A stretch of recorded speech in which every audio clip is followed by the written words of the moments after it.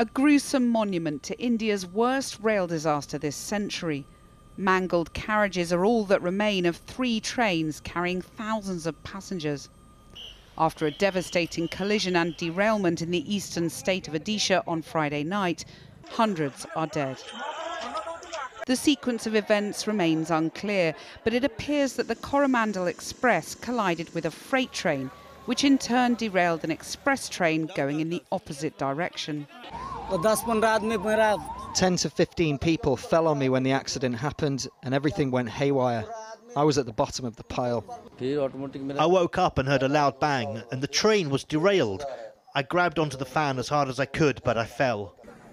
A major rescue operation took place overnight, with local residents rushing to help. Dozens of bodies are laid out, covered in sheets. At around 9 p.m. we heard that the train to Chennai in which my son was travelling on had derailed. So we started calling everyone and asking about him. We found out at 5 a.m. in the morning that he had died. Over 200 ambulances and 100 doctors were mobilised, with survivors ferried to already overcrowded nearby hospitals.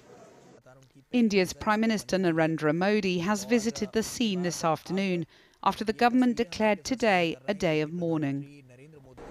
This incident is very serious for the government. Orders for carrying out a thorough investigation have been given, and whoever is found guilty will get the strictest punishment. That person will not be spared.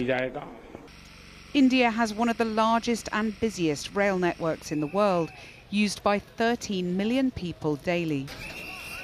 But modern trains run on ageing infrastructure. An anti-collision system wasn't installed on the route where Friday's tragedy occurred. With so little clarity about the cause of the crash, school children and teachers turned to prayer. Well, joining me now is Derek O'Brien, an opposition leader in the Indian Parliament and a staunch critic of Narendra Modi's government. Derek O'Brien, your party has called for the resignation of the Railways Minister. Just explain why you blame him for this. Well, it's a combination of the Railway Minister who reports to the Prime Minister.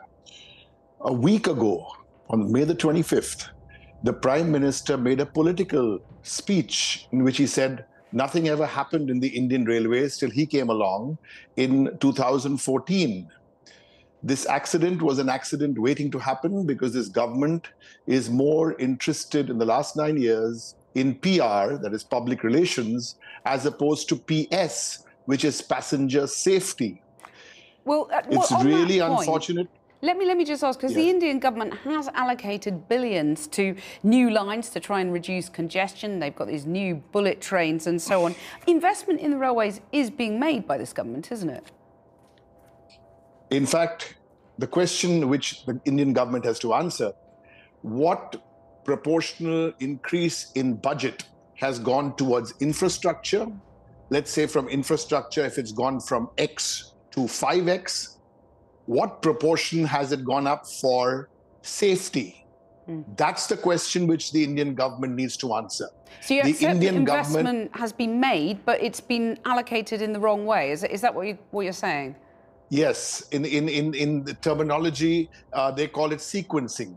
We have warned this government on the floor of Parliament from 2016 that to look into these issues. From 2017, they have done away with the railway budget.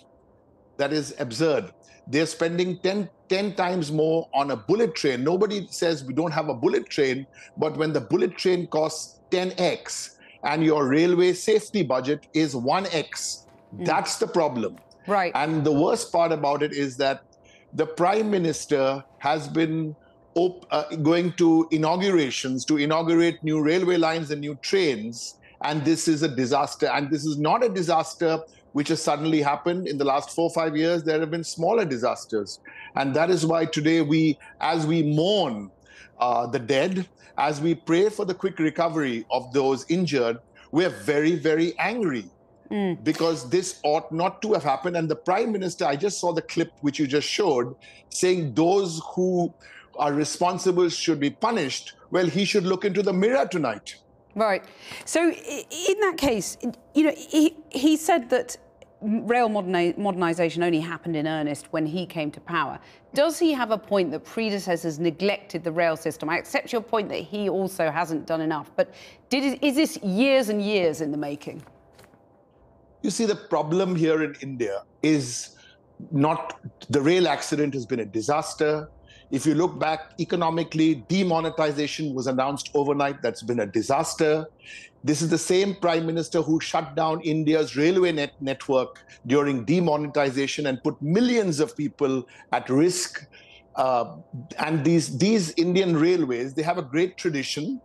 They're not perfect, but the arrogance and the government's hubris of not looking into the mirror, because when you have hubris, you don't look into the mirror. And I think that's why people, besides the opposition, you're asking an opposition a member of parliament, that's fine.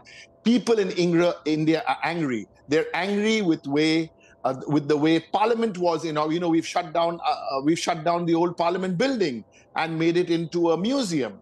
Could the United Kingdom ever do something like that with Westminster? By the way, the population of Sri Lanka, the entire population of Sri Lanka is the number which is equal to the number of people who travel on the Indian railways every day. So the government has some tough questions to answer.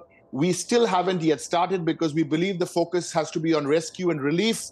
But starting Monday, Parliament is not in session, but they have some tough answers, not only to answer from opposition MPs, but from the people of India, who said, Mr. Modi, stop promoting yourself and get some work done for the poorest of the poor.